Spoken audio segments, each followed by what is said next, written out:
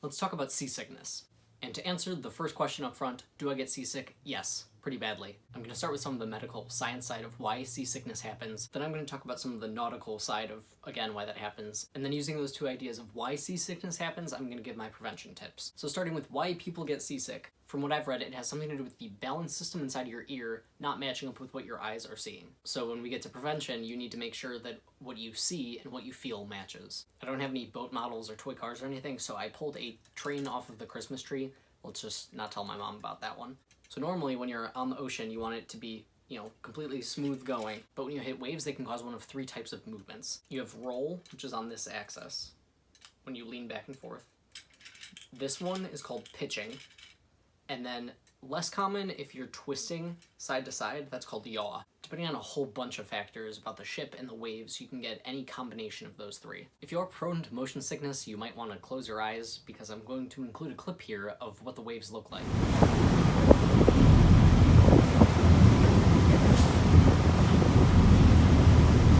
Now, most people agree that yaw, the twisting, is the most uncomfortable, but thankfully that one is really uncommon for ships to have in the severity that it would cause for most people to get seasick. Then pitching gives you that kind of roller coaster feeling in the stomach, but I actually like roller coasters, so that one doesn't affect me that much. Personally, I think that rolling is the most uncomfortable. Generally, the ship is going to roll if the waves are on the beam, so if they're coming in perpendicular, and you're more likely to pitch if the waves are coming in the same direction as the ship. So now that we kind of have an idea of how and why those things are uncomfortable, let's talk about prevention. So if you are pitching a lot, generally speaking, as far aft and low as you can go is where the weight of the ship is. They're going to be most of the tanks down there, sewage, water, and fuel being the big three, as well as the engines. Generally speaking, that area of the ship is less likely to be pitching as much. Then for rolling, my personal least favorite, it's generally a good idea to be able to see the horizon. Even as the ship is moving around you, you have a stationary focal point. Now, a lot of people say that you should go to the top deck to do so, but I really disagree with that. The reason for that has something to do with naval architecture. Right at the water level, the water line, there's less movement than the further away. There's some point that is the fulcrum on the lever, and the further apart you get from that fulcrum point, the more movement there is. That's how a lever works. I would argue that you should be as close to that fulcrum point as you can with still having an exterior view. Now, on some ships, it can be difficult to do this at the front end of the ship, the bow, because that's where usually the pilot house is, so there's some amount of view that can't be obstructed by people being around. So if it's remotely possible based on the design of the ship for the stern to have some sort of view of the horizon, that's where I go. So those tips are really good if the movement is relatively mild. Now, if you're stepping it up a little bit further, some people say that if you use either C-bands, or I've heard just even switching the wrist that you have your watch on, or if you don't normally wear a watch, wearing some sort of bracelet, that is just enough of a change in your equilibrium that it can decrease the severity of some symptoms. If you don't know what C-bands are, they're little elastic things that have a plastic knob that presses down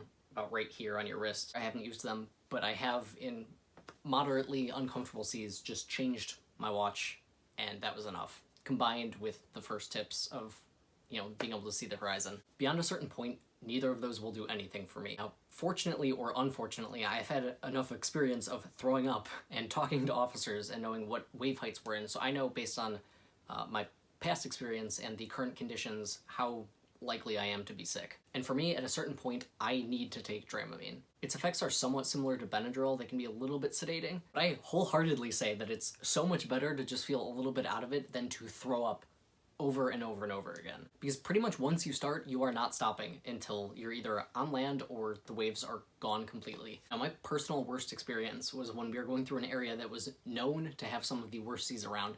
So that transit is specifically done at night when passengers are asleep. And I was unlucky enough to be on night shift for that. And when this happened, I was still new enough that I didn't know that I got seasick. And since I didn't take Dramamine, by the time I actually felt sick enough to need it, I couldn't keep it down, so it would not absorb. So my personal record, that no one will ever let me forget, is when I threw up 12 times in 5 hours. And even though I felt terrible, I would have felt worse if I had just left my fellow crew members hanging, so I finished out my shift. But now that I know that I get sick, I take my Dramamine an hour beforehand. Lastly, what should or shouldn't you eat if you're prone to seasickness?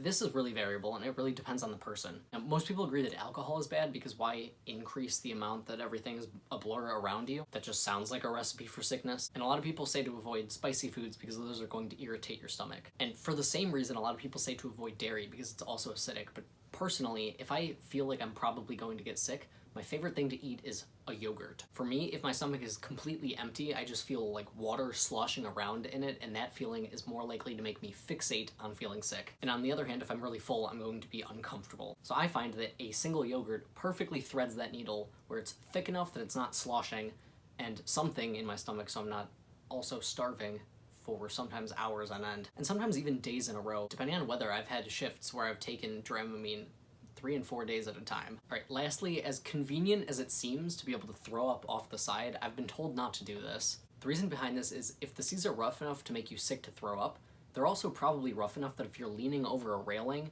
and it tips just the wrong way, that you're going to go in. And if that happens and no one sees you fall in, you're probably not going to get recovered. I worked with a Navy veteran who once told me that approximately 50% of bodies recovered who fell overboard had their fly unzipped.